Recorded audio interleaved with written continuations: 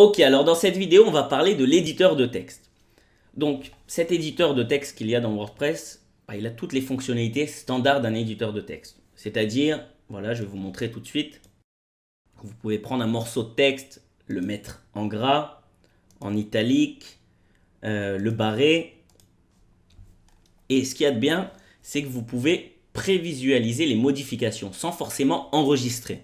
J'explique. Si j'appuie sur ce bouton, prévisualiser les modifications, qu'est-ce qui va se passer? Ça va m'ouvrir la page de mon article avec les modifications que je viens de faire, mais je n'ai pas enregistré. Ça veut dire que si je vais sur mon vrai article et pas juste une prévisualisation, je vais vous montrer, ça c'est l'URL de mon vrai article. Il n'y a aucune modification. Pourtant, quand j'étais sur cet onglet, je voyais les modifications. Ça me permet tout simplement de voir mes modifications sans forcément enregistrer. C'est-à-dire que si vous n'êtes pas sûr, que vous voulez voir, vous vous demandez qu'est-ce que ça va donner dans le vrai site, vous pouvez appuyer sur ce bouton, vous vous rendre compte que ça vous plaît ou ça ne vous plaît pas, et enregistrer ou pas en fonction de ça. Okay, donc ça c'est pour le bouton prévisualiser les modifications. Donc comme je disais, ça a toutes les fonctionnalités standards d'un éditeur de texte. Vous voyez, donc en gras, italique, barré, le fait de créer des listes. Vous voyez, ici des listes avec des petits ronds à gauche, des listes numérotées, par exemple ça, 1, 2, s'il y a encore plus d'éléments, ça serait aller plus loin. Ok, il y a cet élément-là, bloc de citation. Bloc de citation, vous allez souvent le voir dans les articles dans WordPress. C'est par exemple, on va dire que je vais prendre tout ce paragraphe et je vais le mettre en bloc de citation. Ok, vous voyez qu'il a reçu un style un petit peu spécial. Ça permet tout simplement de donner un peu de relief à vos articles.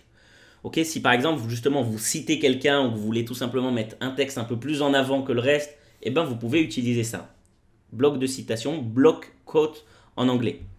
Donc, pour vous montrer ce que ça donne, il faut savoir que dans ce thème particulier, qui est le thème par défaut qui s'est installé avec notre WordPress, ce qu'on voit dans l'éditeur, c'est plus ou moins ce qui se passe dans le vrai site. Vous voyez, ici, ça ressemble, je dirais même pas ça ressemble, c'est exactement la même chose. Or, souvent, des fois, dans des autres thèmes, c'est pas forcément exactement la même chose. Ok, donc c'est pour ça que des fois, vous préférez voir les modifications, qu'est-ce que ça donne dans le vrai site, et pas juste voir qu'est-ce que ça donne dans le système d'administration. Ok, donc là, on a fait un bloc de citation. Ensuite, on peut faire par exemple une ligne horizontale, ici. Je vais vous montrer ce que ça donne. On va dire qu'on veut mettre, voilà, ici. Il y en a déjà une ligne horizontale. Vous voyez, je vais l'enlever et je vais la remettre. Ligne horizontale. Prévisualiser les modifications. Et voilà notre ligne horizontale. Donc encore une fois, ça permet de séparer du texte. Le but, c'est juste de donner un peu de relief à votre texte et pas d'avoir un pavé comme ça qui donnerait pas envie de lire.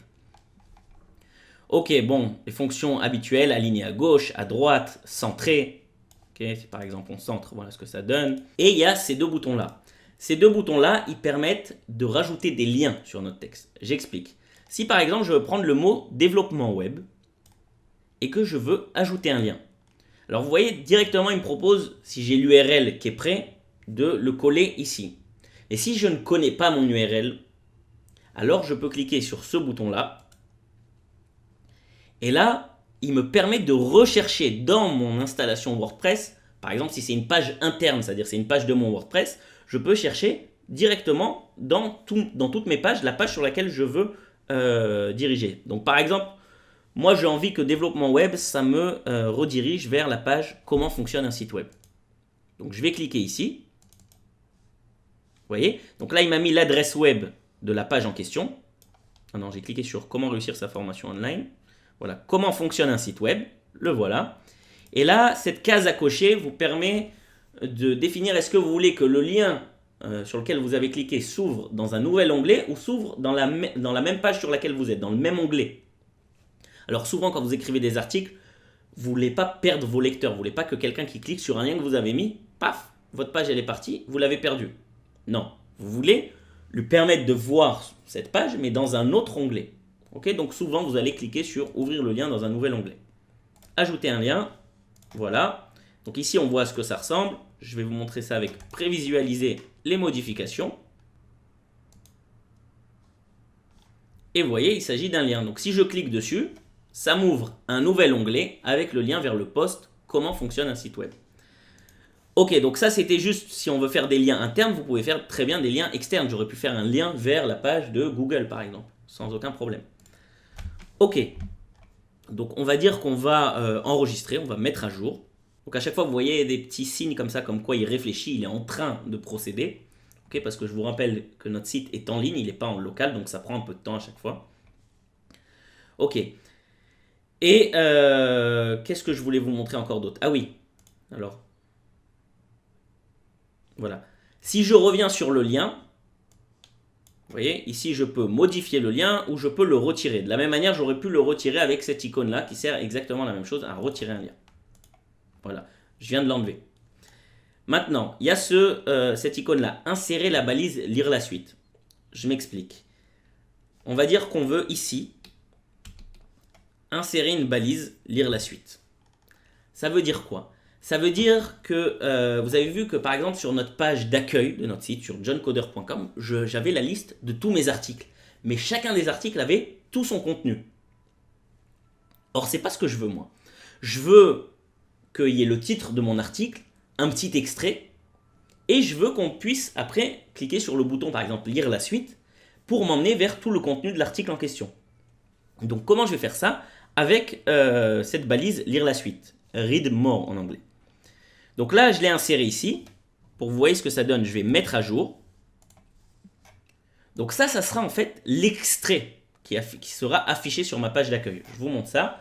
Si je vais sur la page d'accueil, donc là sur johncoder.com, je rafraîchis la page.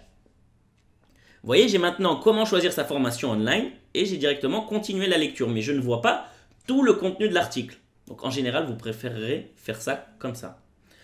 Ok. Pour vous montrer, juste si j'appuie ici, bien sûr, je suis redirigé vers la page de l'article et là, je vois tout le reste. C'est-à-dire tout le contenu de l'article. Donc ça, c'était pour ce bouton. Maintenant, ici, vous avez la possibilité d'ouvrir ou de fermer la barre d'outils. C'est tout simplement encore des outils pour donner un peu de style à votre texte. Si par exemple ici vous voulez, on va dire que on veut prendre, voilà, je saute une ligne parce que sinon c'est considéré comme le même élément. Si je veux prendre ça et je veux en faire un titre numéro 3.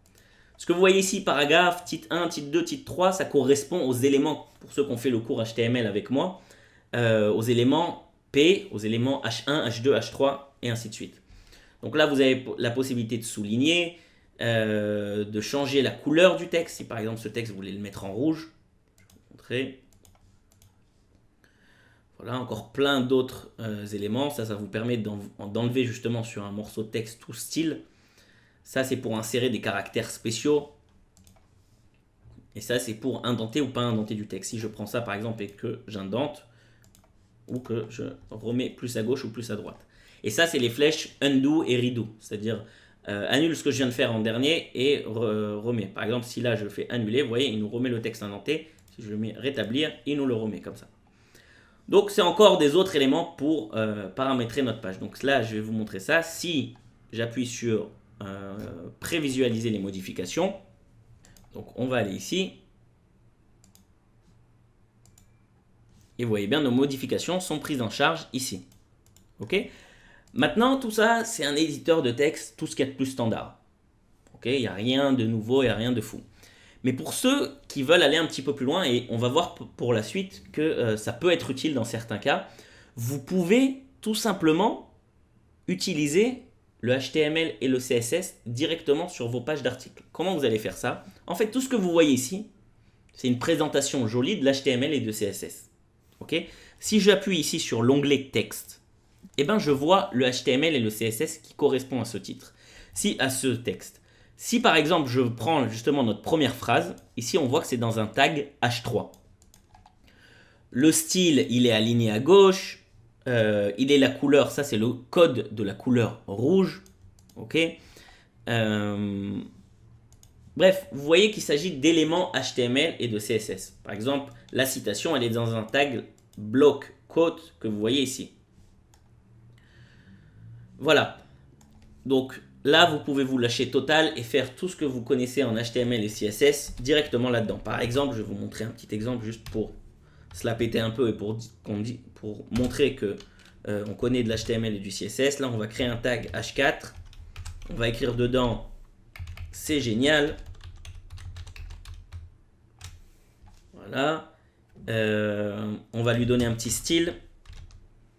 On va le mettre de couleur bleue. Voilà.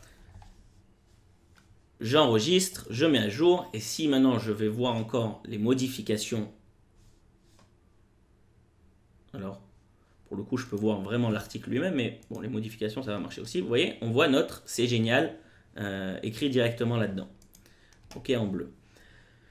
Donc, ça c'était pour vous montrer ça. Autre chose que je voulais vous montrer, donc là on a vu tout l'univers de l'éditeur de texte. Ok, d'ailleurs, quand vous passez en mode texte, ici, c'est-à-dire dans la partie HTML, vous avez aussi les mêmes éléments, mais en mode HTML. C'est-à-dire que si je prends ce morceau de texte là et que je fais B, vous voyez, il a utilisé le tag strong qui permet de donner un texte en gras. Ok. Les autres, c'est les images, bref, tout ce que vous connaissez. UL, OL, c'est les listes pas numérotées et ainsi de suite. Ok, bon, on a fini pour l'éditeur de texte. Maintenant, il y a d'autres petits sujets dont j'aimerais parler avec vous. Alors, je vais revenir sur le mode visuel. On va enregistrer notre page. Donc, je mets à jour. Et c'est cette partie-là. Ici, on voit un chiffre. Il y a marqué révision et il y a marqué 10. Et là, je peux cliquer sur le bouton parcourir. Donc, cliquons sur parcourir. Et qu'est-ce qui se passe? Ici, j'ai devant moi, vous voyez ici, une barre avec laquelle je peux jouer et je vois des révisions. C'est quoi ces révisions?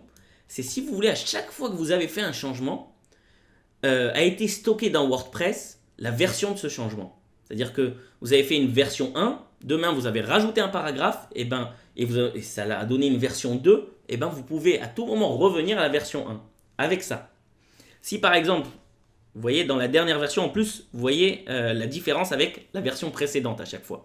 C'est-à-dire qu'ici, on voit par exemple que ce qui a changé, c'est ce paragraphe-là, auquel on a donné le strong sur le mot lorsque. Bref. Et le H4 que vous voyez ici. Si je viens sur la version précédente, alors, on va mettre ça ici comme ça, le changement, il était à ce niveau-là. Bref, tout ça pour vous montrer que je vais revenir ici. On va enlever nos derniers changements. On va revenir à peu près ici. Je ne me rappelle plus à quoi ça correspond exactement. Mais on va dire, je veux rétablir cette version. Et bien maintenant, si je rafraîchis ma page, voilà, je suis revenu à une version antérieure. Donc ça, c'est pour les révisions. En fait, c'est un système de version. Autre chose que je voulais vous montrer, c'est les options de l'écran. Ok. Vous voyez à chaque fois certains éléments à l'écran. Si demain, par exemple, on veut, on va dire, ici justement, on a les révisions à la fin qui nous montrent à chaque fois toutes les révisions qui ont été faites, par qui, quand et tout. On n'a pas besoin ça sur notre page. Donc, je peux venir ici sur options de l'écran et l'enlever.